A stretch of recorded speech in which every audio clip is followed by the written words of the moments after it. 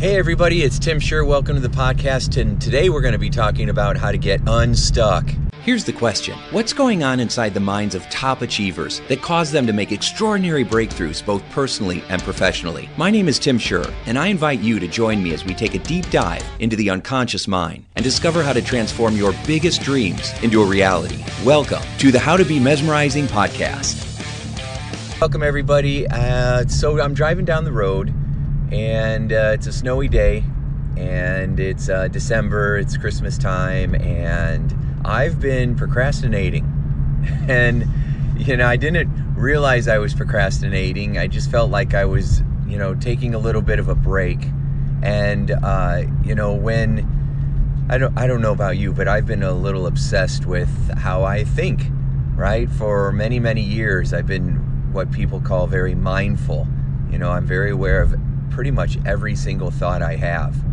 All day long I'm monitoring what I'm saying to myself and what I'm focusing on and what I'm thinking about and why I'm thinking those things, and do I need to be shifting that, and am I focusing on the outcome that I want or on how I want to feel, or am I focusing on what I'm afraid of? And as I go through my journey here, I realize that I've been procrastinating a little bit because I haven't been real clear on what it is that my ultimate outcome, right? We always talk about focus on the outcome that you want. And for me, my outcomes, I'm realizing, have been short-term outcomes, right? Like, what's my outcome for today? What's my outcome for 30 days from now? And I haven't really been thinking about what's my outcome for the next 3 years. Right? People used to say with goal setting that, what's your 6 months, your 1 year, your 3 year, your 5 year goals. 5 year goals are really long. That's a long time away. Who knows what's going to happen in the next 5 years? But a 3 year goal is pretty cool because you can really set your eyes on some big goals. A lot of times we set our expectations too low because we're simply afraid that we're not going to reach them.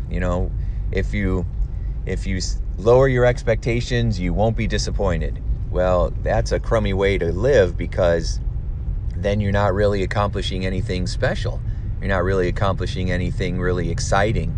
And, if you accomplish something small, if you set a small goal and you hit it, big deal, right? But if you set a big goal and you hit it, it's like, wow, that was awesome. And it was totally worth all the opportunity costs that it took to get me there.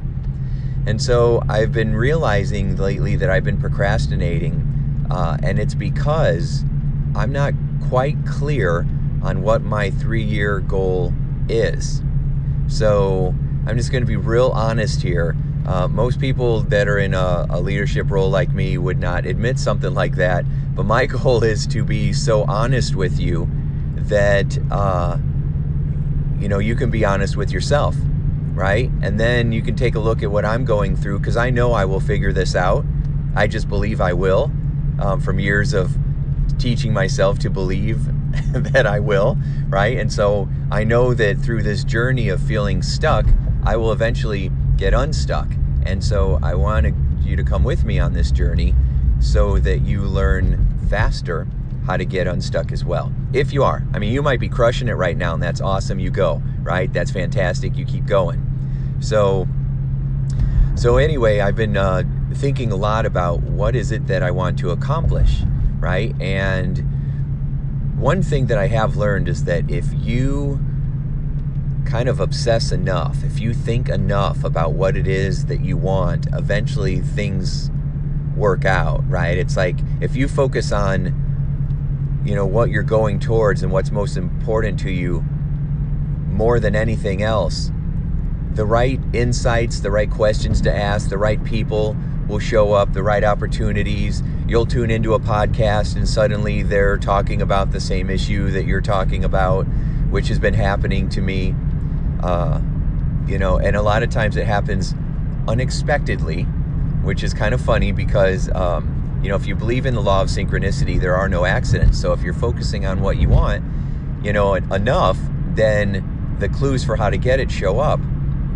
But it still feels like sometimes it's unexpected when it shows up. So I was working with a client, we were having a great time, and then after our session, we somehow got into a discussion about what she was really good at, and she was asking me questions, and all of a sudden she started picking my brain on, where I wanted to be a couple years from now.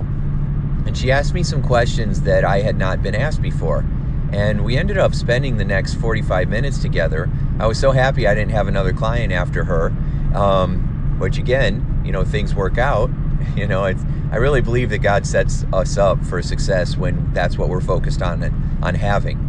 And so we started having this great conversation, and she's like, well, maybe one of the reasons why you don't have exactly what you want is because you're not clear on exactly what it is that you want. And you have all these different things that you're doing because you don't have enough clarity or focus on what the one big thing is. You have a vague idea, but you're not really clear on this is exactly what I want. So it's hard to go get it. And I'm like, oh my gosh, after all these years and all the training, that's, I would have thought that I had that figured out. But turns out I didn't, right? So I feel like I have the right tools, the right people, the right content, the right strategies all here. I just haven't connected all the dots. And one of the reasons why is it's not my strength, right?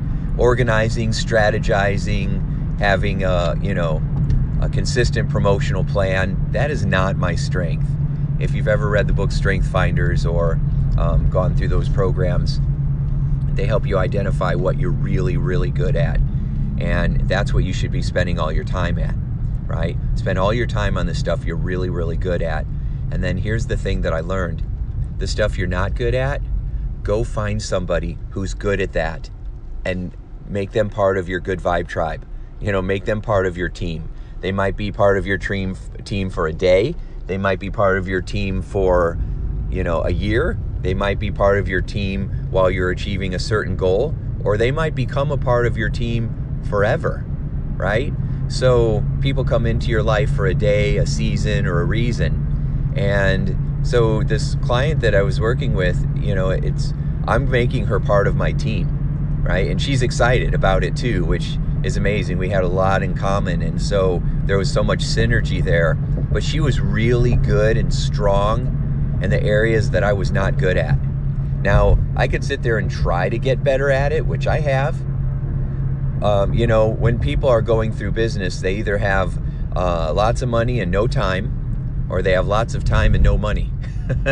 And sometimes we don't have a lot of time or money, and sometimes, really lucky people have lots of money and lots of free time because they have built an infrastructure around them where they keep empowering other people to run specific parts of their business. And those people get so good at it that you can step away, right? And so you kind of build your team up as you go along. Most people aren't good at that though, and I was not good at that. I'm not good at that. So I've created lots of small teams over the years, but then everybody kind of went their own way because I wasn't really good at organizing that. That's not my strength. So if I needed a favor, if I needed someone to run a seminar, if I need someone to see my hypnosis clients, if I needed somebody to make a TV appearance for me or do a keynote for me, I have people that I can call all over the United States, that would jump on a plane and do it for me. I know it, right? I've trained them well. We're great friends, and I know that that there's enough mutual respect that people would immediately do that. And, that's awesome. And I would help them out too. So, so I've built that around, but I haven't organized it in this way. And so I had a coach one time tell me, his name was Scott, and he says, Tim, you have many fields that you're planting. And the problem is, as soon as you take your eyes off of one field to grow the other field, that field starts dying. He says, you haven't put enough infrastructure in there to keep all the fields growing at the same time. And, he probably gave me that advice like 7 years ago. And so as I circle back around, I'm like, some of the same patterns are still at play. And that's one of the things that we want to figure out is what are some of these patterns that are at play?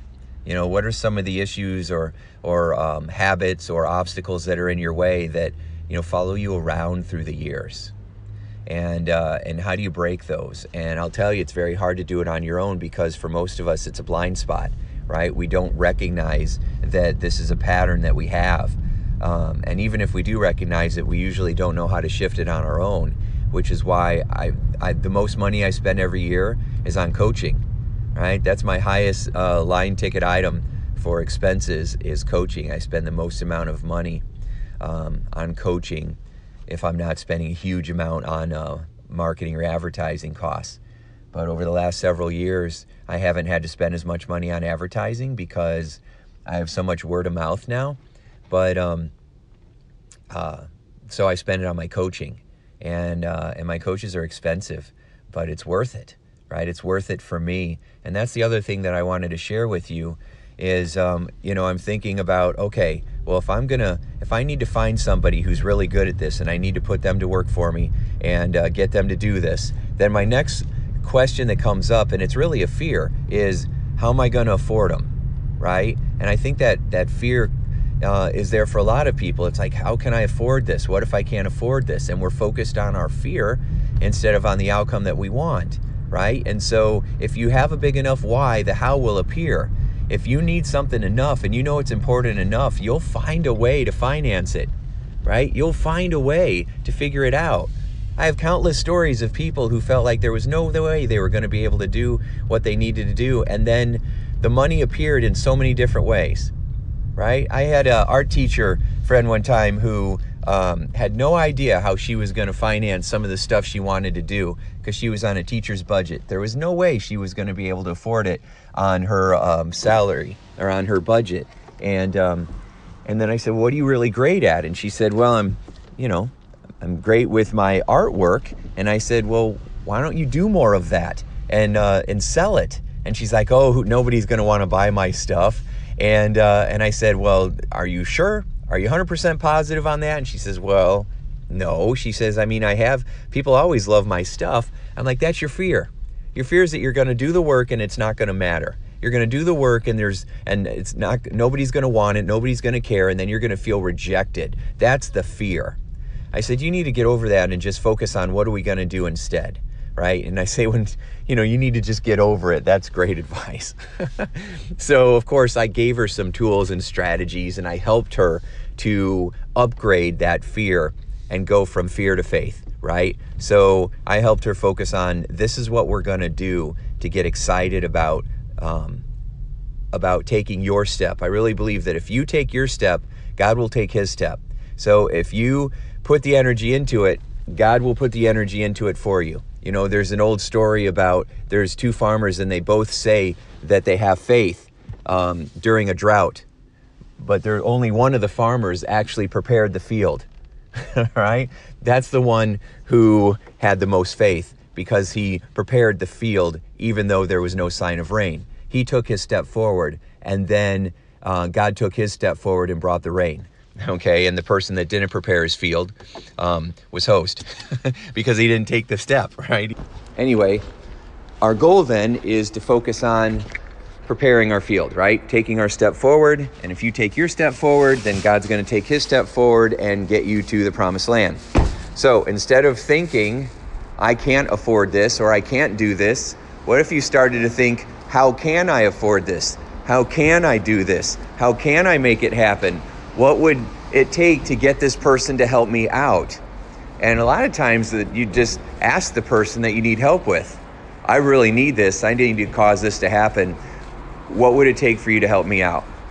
What would it take for you to do these things? And, often, depending on who you're asking and depending on where they're at, you'd be surprised what people would be willing to do to help you out, especially if you're earnest, if you're nice, if you're looking out for what's best for them as well. Now, if you're only focusing on this is what I need and I don't care what's in it for you, well, you're probably not going to get helped, right? I've had two kinds of people reach out to me for help, right? Connections or introductions or just help with achieving their goal. And I've had some people that basically say, I'm broke and I need this help, and don't you want to just help me? And I'm like, not really. And I've had other people that have said, I'm struggling. I'm really need this help, but I'm stuck right now. And I really need help from you. And I'm willing to do whatever I can to help you back, right? If I could do some stuff to help you out, or, whatever it takes to be able to make this happen. And then I'm like, well, you know what? That makes me want to help you because you're showing up saying, hey, I want to help you too. And so, it's kind of like the law of reciprocity, right? Where somebody offers you something and then you feel like you want to offer it back. That's so true. There was a company one time that sent out 500 Christmas cards randomly to their different customers. And they got about 60% of those customers sent Christmas cards back to them. And it was really interesting because, that's the law of reciprocity. When someone does something nice for you, a lot of times we feel like we need to return the favor. And so, a little out of breath. I'm carrying all this stuff, trying to talk into my phone for you. and my back's hurting today. So, but we will prevail.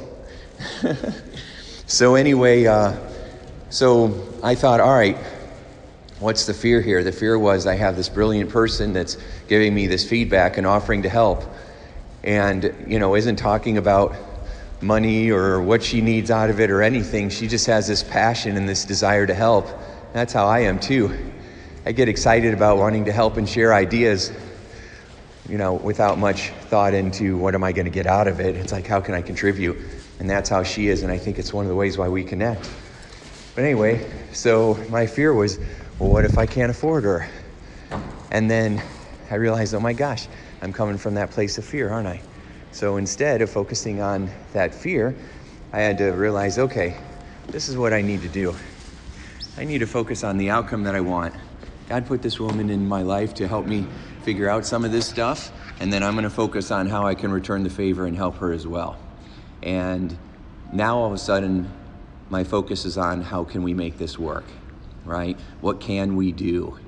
What can we do to cause all of this to happen? And so we're coming from faith instead of fear. And I think that's really important for you, that wherever you're at on this journey, there's going to be a point where you might feel like you're stuck or you're procrastinating. And if that's the case, it's probably because of a couple of things. It's because you're either you don't know exactly what the outcome is. People say, oh, I want to be rich or I want to lose weight, but that's not really a clear outcome. I want to improve my relationship. That's not really a clear outcome. What do you think those things will do for you, right? If you had money, what would you do with it? How much money do you think you actually need? And how would you use that money, right? Then get specific. Well, I would go on trips. Okay, so your goal is to go on trips. All right, so what trips and where would you go and how much would it cost? You start to actually do your research on that, right? I want to have a chef that makes all my meals. Okay, great. Then you can make that happen.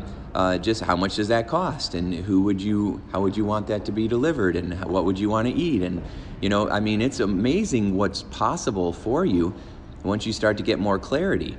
I want to lose weight. Okay, great. If you lost that weight, what would you do then, right? Why would that be important to you?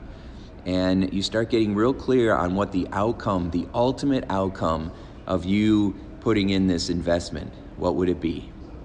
And the second thing is, all right, now what are you afraid of, right? And the fears are always the same. It's not going to work out. I'm not going to be enough. And, and that's the fears, not your fears. That's the fears that everybody faces when they go through this trial. It's like playing a game. It's like chutes and ladders. Remember that? Everybody has the chutes and the ladders. We're all trying to climb up the ladders, and if we land on the wrong space, we flow down the chutes, little slides. We slide right back down. And in the game, everybody has to get over those slides. It's not like they're your slides, the chutes. It's not your chutes. It's the chutes, right? And so these fears aren't yours. These are universal fears that everybody has to deal with. And recognizing that may help you to go, oh, wow, okay, I was making this personal, like it was something wrong with me. No, If I have those fears and 10 billion other people have these fears, then it can't be yours, can it? Right? And so I guess there aren't 10 billion people, but you know what I mean. So the third thing then, the third nugget is, okay, then where are you struggling? and who can help you with that, and how can you find them and add them to your team as soon as possible. And that's the next, that's the third question, right? And that's really important, because the more you identify where your weaknesses are and where other people can help you with that, and you get them doing that part of it, then it becomes exciting and fun, because now you're spending all your time focusing on building up a team of people that can help you, whether it's business or with your health or with your relationships. You find the people that are good at what you are not good at, so that you can spend all your time on the stuff that you're really good at, and let somebody else who loves to do that other stuff, who has a passion for it, let them do that part. And that's really, I've known that for a long time, but it seems like every time I get to a different level, then it's like learning it again for the same time, for the first time. It's kind of like sometimes watching a movie and then watching it again, and you hadn't seen it for a while, and you pick up all this stuff you didn't pick up before. And in some ways, it's like watching it for the very first time. And so that's kind of how it is with life as well. So there you go. All right. So again, focus on what is the ultimate outcome that you want over the next 3 years. And then focus on what are the fears that I have that are getting in the way, and what would I rather believe instead. And then the third part of it is, now where am I strongest? And then where am I weakest? Like, what am I really good at? And then what are the areas that I'm not good at? And then, all right, now I need to find someone or some people. Usually just start with one person that's really good with that area, right? So like, a lot of people come to me because they need to feel inspired and motivated. They know what to do. They need this right support, some better tools, and they just really are looking for some serious motivation and faster ways to succeed. And that's what they come to me for. And because I'm really good at it, and I'm very passionate about it, and I get to work immediately, and my outcome is to create immediate results. And that's what people want. And so that's my strength. If you came to me to be super organized and structured with all your stuff that you're doing, I'm not the person that you should be coming to for that piece of it, okay? So, and that's how it is for me right now. I'm applying that, I am applying that into my life right now. And so this is what I'm going through in this step of my journey, and I wanted to share it with you. I hope this helps. Sorry for all the noise and everything as I get out of my car and I'm walking into the building and all that stuff. I actually am in a hallway right now. I just put everything down and stopped so I could finish my thoughts and give you this, because I think this stuff is really, really important, and it will help you a lot. So anyway, I hope this helps. If you have any questions or anything, then reach out somehow. Make sure you follow me. I'm on Facebook a lot, and YouTube, and mostly just Facebook and YouTube is where all my content is. And then, of course, if you haven't got on the newsletter, then you can go to indiehypnosis.com or timshurr.com or loseweighteasier.com and sign up for any of the free stuff, and that'll put you on my list. Because when I send out newsletters, which isn't very often, it's only about once every 10 days, you can be sure it's going to be really good. It's going to be full of tips that are going to help you out. And then I do have a podcast. If you go to timshurr.com/podcast, then you can sign up for that as well. Okay, so that way you'll get more audio clips. Maybe you've already subscribed to our podcast and that's how you're listening to this. That's awesome. Good for you. All right, well, I'm off. You have a fantastic week. Make today a sure success, and make sure that you apply the things that you've learned from this episode. And I'll talk to you next time. Thanks. Bye. Hey, would you like more free tips on how to be a mesmerizing leader? Then check out mesmerizingleadership.com, and also hang out with me on Facebook, facebook.com/Tim Shurr. Thanks so much, and make your day a sure success.